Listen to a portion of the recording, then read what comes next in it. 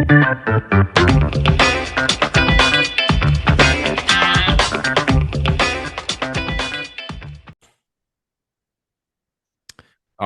right. We are back with another episode of the Real Estate Investing Club. I hope you guys are having a great day wherever you are. As always, it is Friday here on the podcast.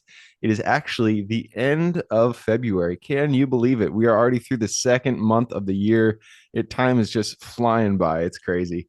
Yesterday here in Seattle, it was beautifully 60 degrees, sunny. I'm just so excited for spring, for summer. Can't keep it in, but it's a good day for a second reason because we have Desiree Dubois. I screwed it up. I knew I Perfect. was. I was gonna do that. Perfect. It's fine. I respond to all. Desiree here with us on the podcast.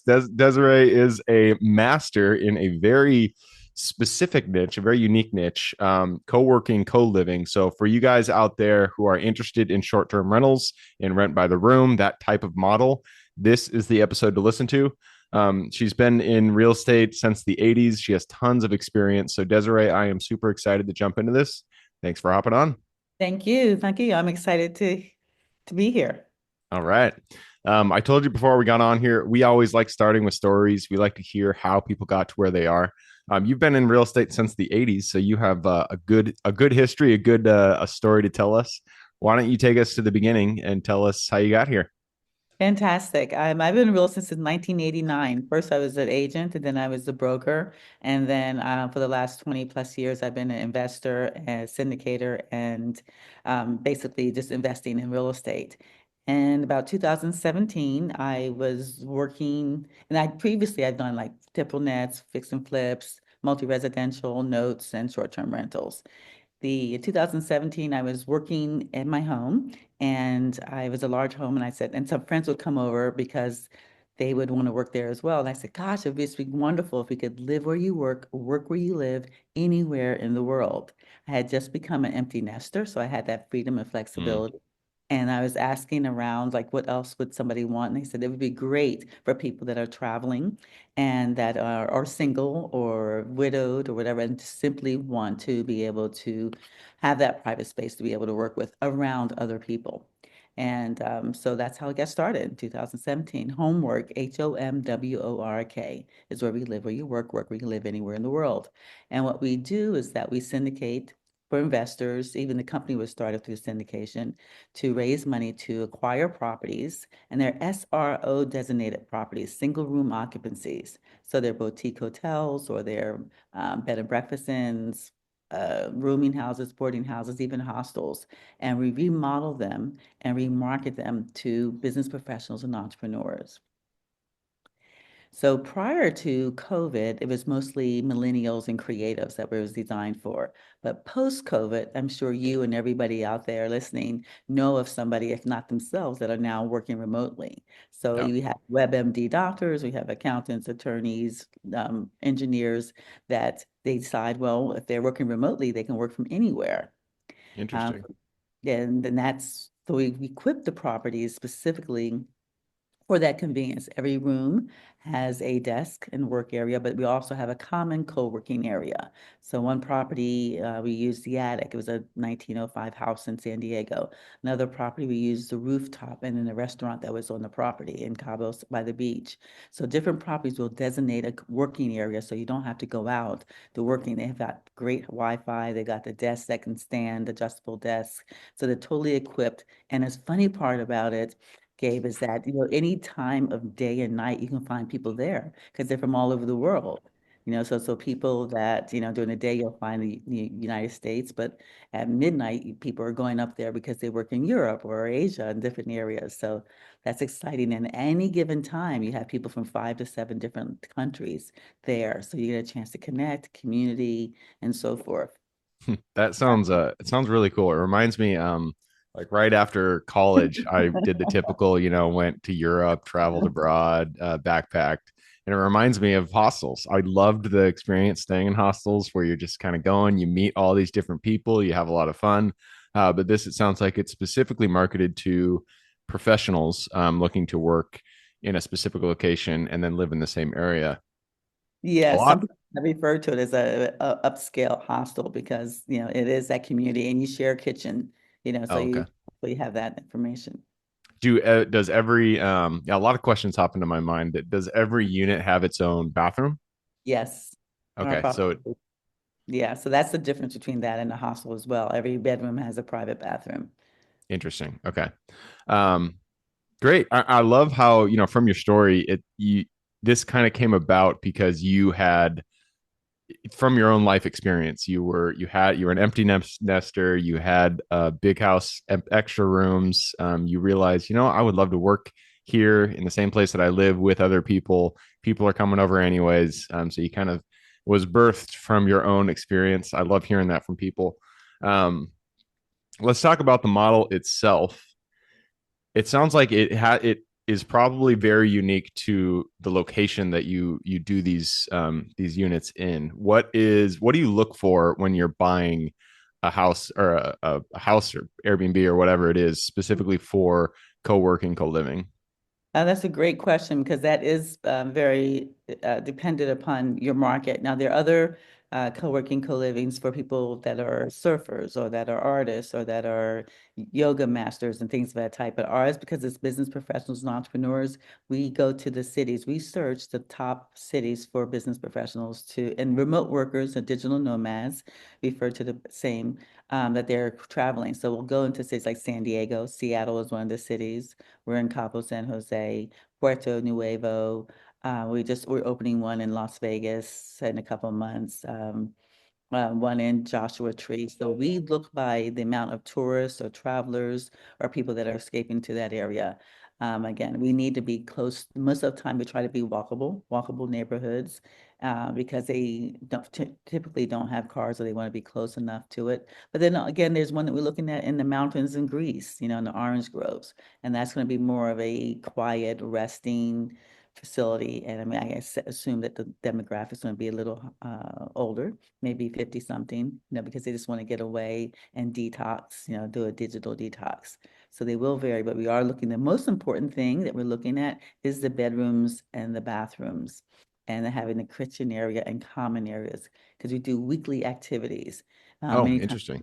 yeah, we have a community director that we pay that does weekly activities, whether it's going like here in San Diego, they went out for a cruise or they went to a Padres game. Because again, when people come Yeah, it from all sounds just like a hostel.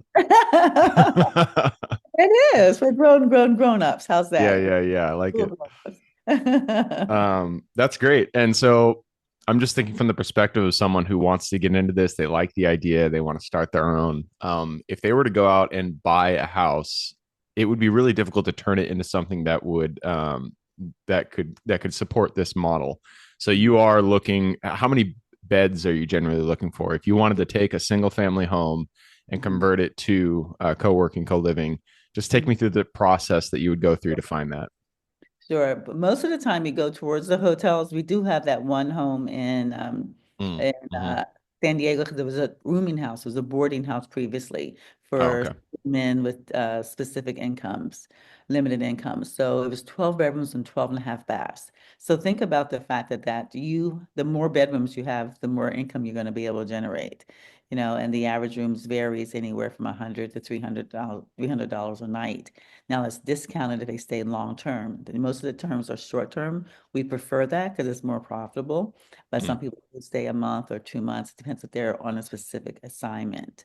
But you find their property. But if you do have a home, then you look for at least 10. There's a home that we one in Vegas. It's a resort. It has a main house and it has two guest houses. It's on over an acre.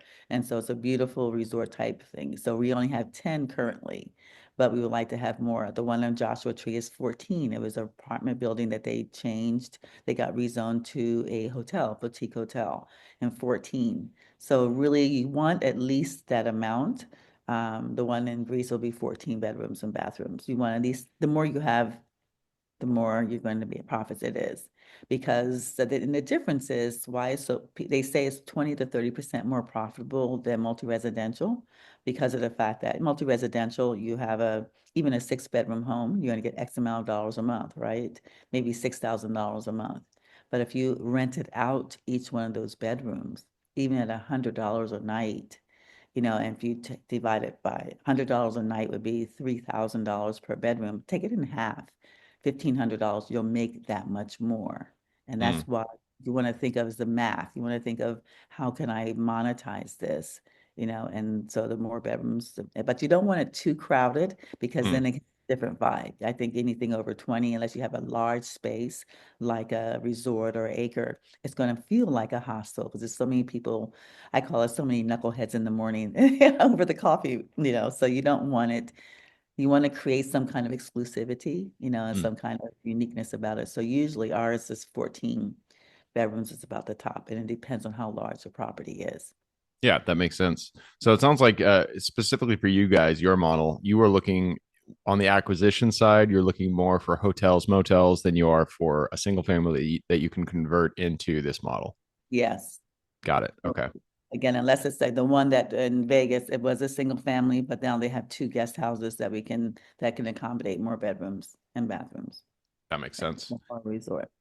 You mentioned earlier about a working area. So that is, it sounds like that is the specific difference between your physically what your building would look like when you walked into it versus a Mhm. regular hotel is you have this designated space, co-working space in the house. Tell us about that space.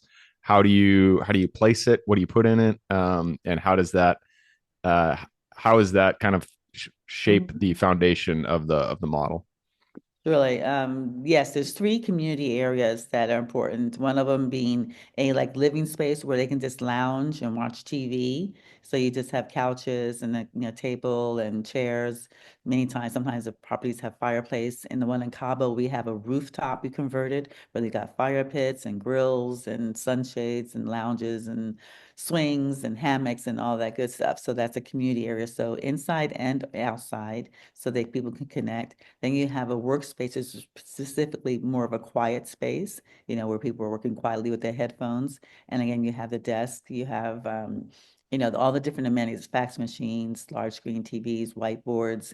And so they can actually work. And we use the rolling raise the desk, the standing, sitting desk, because Mm, they can move it around. They mm. can do wherever they want to move it to. And then the Wi-Fi is the number one important thing. We actually build in the Wi-Fi. We'll have the routers open the ceiling and built into every room of the Oh wow. property to make sure that there's no ever, because you've got those many Yeah. rooms, If 14. you're a worker, that's the one thing you want. You got to have that Wi-Fi. Exactly. You've got, 14 rooms with computers and televisions and phones and pads. So you have to have a good Wi-Fi. So that's the work area. And that's great value add because sometimes if people are traveling, even if they're in their own Airbnb or even in a hotel, they have to go and pay to be in a co-working area just to get out, to be around other people. So Hmm. that pays them 30 to $50 a day just by having be able to walk down in your sweats. Yeah. Um, Yeah. and then in the third area, the kitchen, and it's a kitchen, because that's where a lot of magic happens. People are making breakfasts and That's where the lunch. talking happens. Yep. Yes, everyone gathers around the kitchen, and that's where they kind of connect. So a kitchen that's totally equipped with every amenity, and from the coffees to the teas to, again, we have barbecues to different days, different Taco Tuesdays. Again, it just depends on the property and so forth. So different activities, and that's where they actually a lot of connections. So those three areas you want to make sure that you have the room for to accommodate. And then the private rooms, that's also a desk in the private rooms because they have privacy when they need it, but then they have company when they want it. Yeah. So if they have a private Zoom call or something, they're able to be able to do it from their rooms. Makes sense. And these are generally higher end product, correct? You're putting in these in nicer. I mean, you've mentioned Joshua Tree, you've mentioned it's Cabo. I mean, you're putting these in nicer locations. This is not Yeah. something that you'd put in a workforce housing area. It's Not downtown where the businesses are.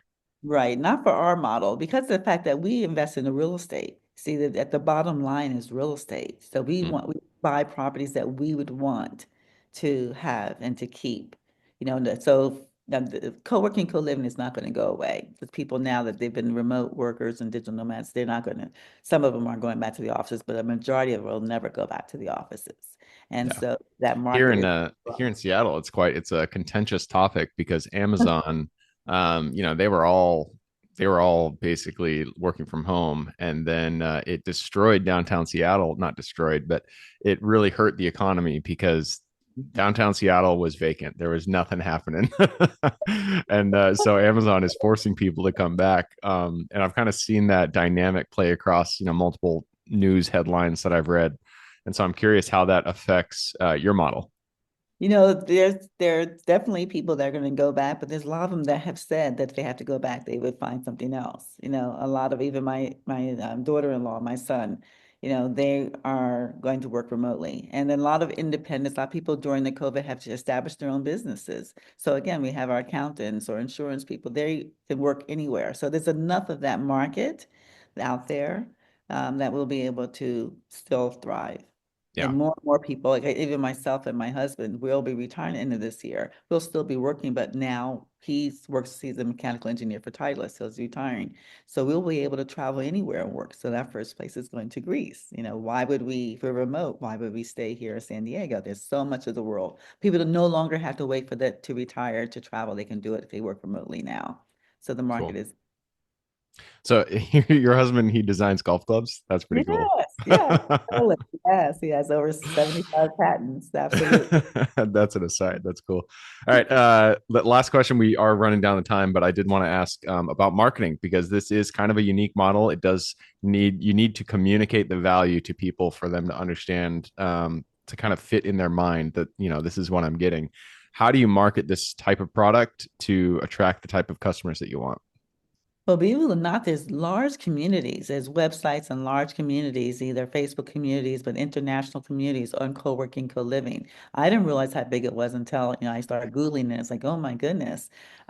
People that just the digital nomads that are just traveling around the world. We partner with a company called Outsite.co, and they've been around since 2015, and they specialize only in co-working, co-living. So they have a very good, it's a membership-based company. So they have over 50 properties in 17 different countries. So they do the marketing. They have their social media as well as they have emails, and we do it as well. We have a great community that people have stayed in one. Many times they'll go to one and they'll travel to another location, especially within a company when they know what their quality is going to be and the people level people are going to be. They know what to expect. So many people, this is their lifestyle, and they will go from property to property. So it's the same. They do all the marketing, we do marketing, and it's the same that you would use for anything other fantastic Huh. opportunity, the location. I just pulled up that website you mentioned, Outsite.co. outsite.co. Yeah. Yeah. Look at their Really location. interesting. Yes. So some of our properties are on there.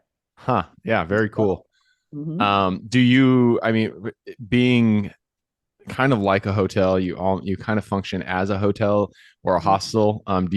Does each property have its own unique website?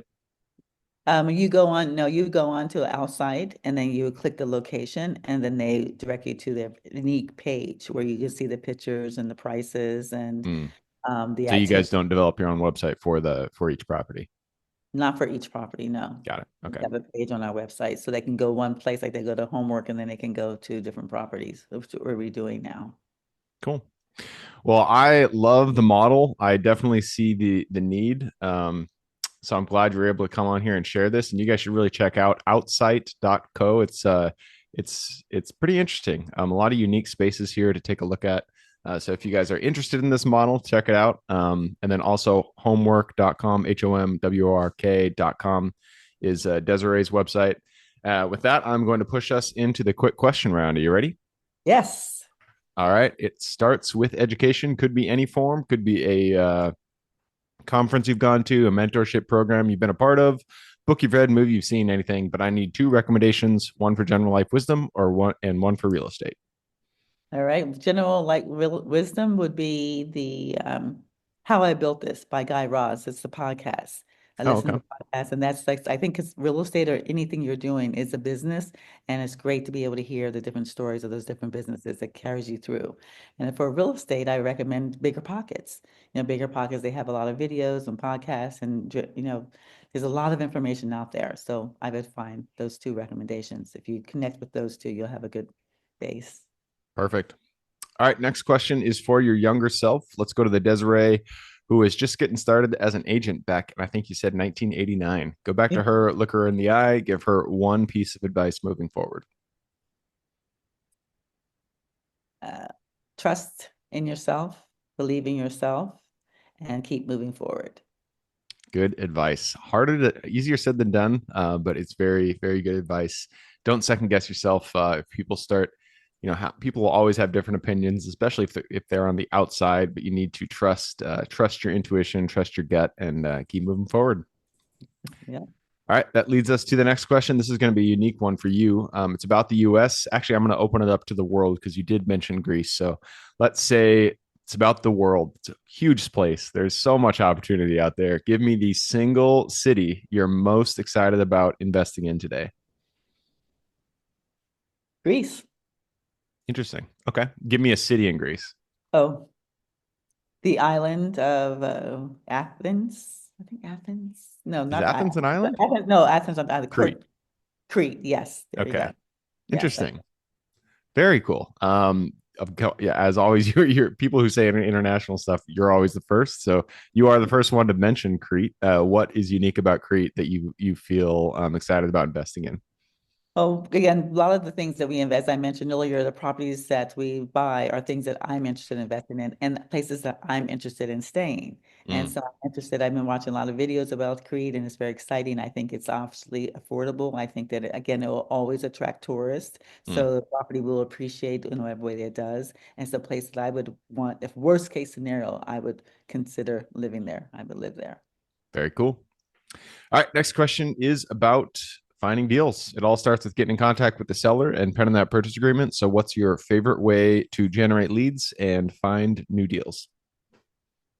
We have a buy box email that we send out to anytime I go into an area and have any connection with the realtor, I send it to them. And then we keep it up at least once a quarter so that they stay on top of mind. Then I spend many, many, many hours on Crexi and LoopNet and mostly Crexi and LoopNet looking for deals almost every day. I'm on there just to see what else is there.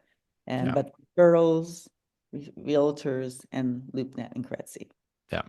So easy to get sucked into the whole of Crexi and LoopNet. I love looking at properties, even if it's not for me. I just still love looking at them. It's Yeah. very fascinating. All right. Next question is about lessons learned. Not every deal that we get into goes the way we expect it. In fact, many times something goes wrong and we get to learn a lesson. So, what was a deal that went a little sideways for you? And then what was a lesson you pulled from it? Hmm. One deal that went sideways is that we had a deposit, a large $120,000 deposit. It was a $1.2 million property. You put 10% down, EMD, earnest money deposit, and they became 10% for earnest? That's ridiculous. I would never, I would be like, hell no. well, this was in Mexico, which is not some areas they do require more, but yes, that was a lesson learned not to do that again, not to put. But now what we do is we do installments. We do Mm, so much, and then we'll do after did contingencies another amount, and then to close the escrow. But anyway, there was became contentious, and we didn't close, and we had to hire an attorney to be able to get our money back. And the money was in escrow in Chicago, so it was in I mean Chicago, Dallas, Texas. So it was in the United States. Then we waited and we went back and forth. They wouldn't return it. Finally, I asked that let's check and see here in the US, when you have an escrow open, no one else can open an escrow or they can't sell the property. So we thought we were tying up the property, hoping they would, when they find another buyer, they would actually become more negotiable. When we checked, we found that they had sold the property to another buyer and closed escrow. The same escrow company did that. And so obviously it weakened our position. We got very, very little back, maybe a pittance back.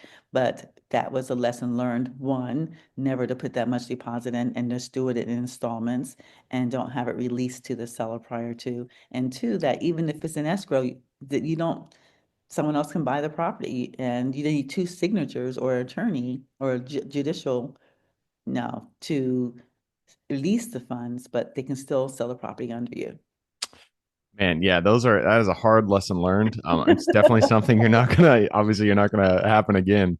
But yeah, that's those are things that Earnest money. Oof, I always 1% is what I stick by. I say, hey, this is a property. 1% is the earnest money. I'm not doing any more.